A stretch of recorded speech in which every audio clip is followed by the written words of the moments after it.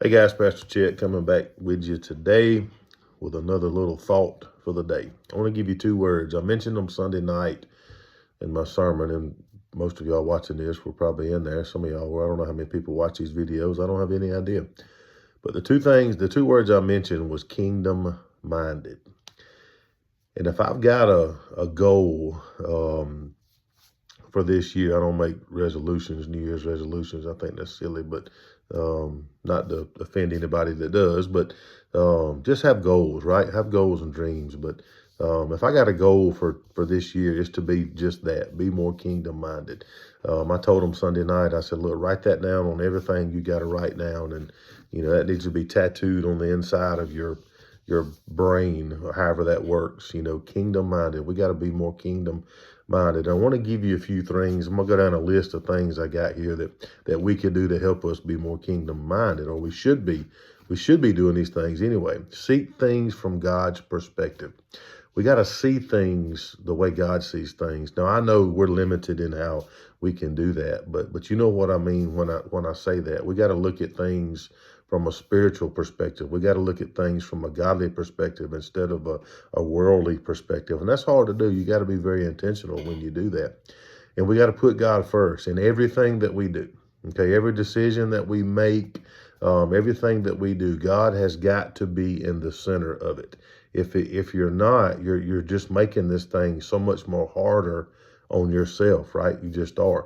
But if you'll put God in the center of everything you do, your marriage, your finances, everything, I promise you God will help you get through that. So when we think about these things, we got to consider what Jesus would think, right? How would Jesus handle this situation?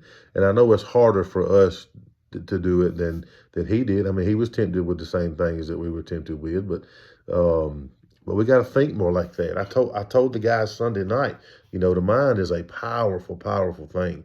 And if used the right way, man, it's a mindset. If used the right way, you can conquer and do anything that you set out to do. But you got to lean on the Lord to get you through that, right? The next thing on this list is being aware of our actions. I said this Sunday night as well. What we say to people, how we treat people, the way we act, the things we say, every single bit of that is important.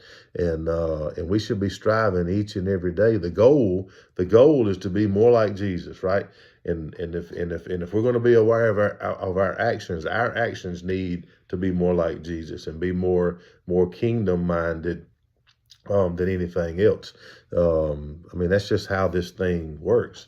The next thing on the list is having a servant heart.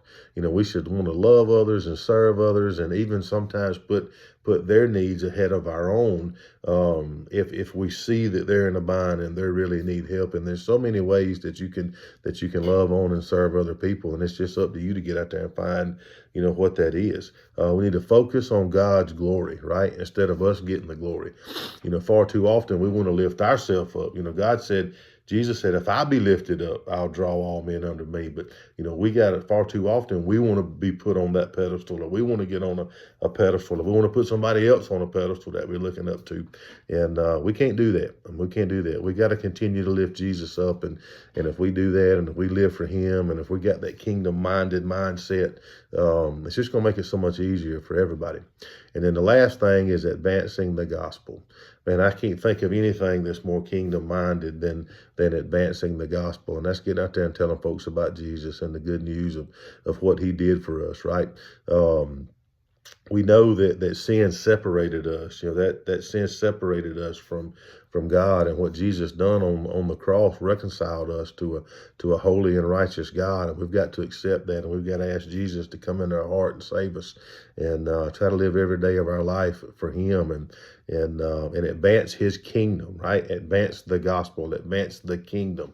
We got to look at the big picture, kingdom minded, not just church minded. Church is important, right? I love my church. I love everything about my church, the church family. I love my staff. I love the things that we get to do together. We get to come in here and worship together and love on each other and support each other and lift each other up. I love everything about church. But if we stay focused just on what's going on inside the four walls of this church, we're missing it. We missing it, guys. That's not kingdom-minded. That's being church-minded. Now, church is a part of it. It's part of the kingdom. We've got to do that kind of stuff, but there's much more to it than that, right?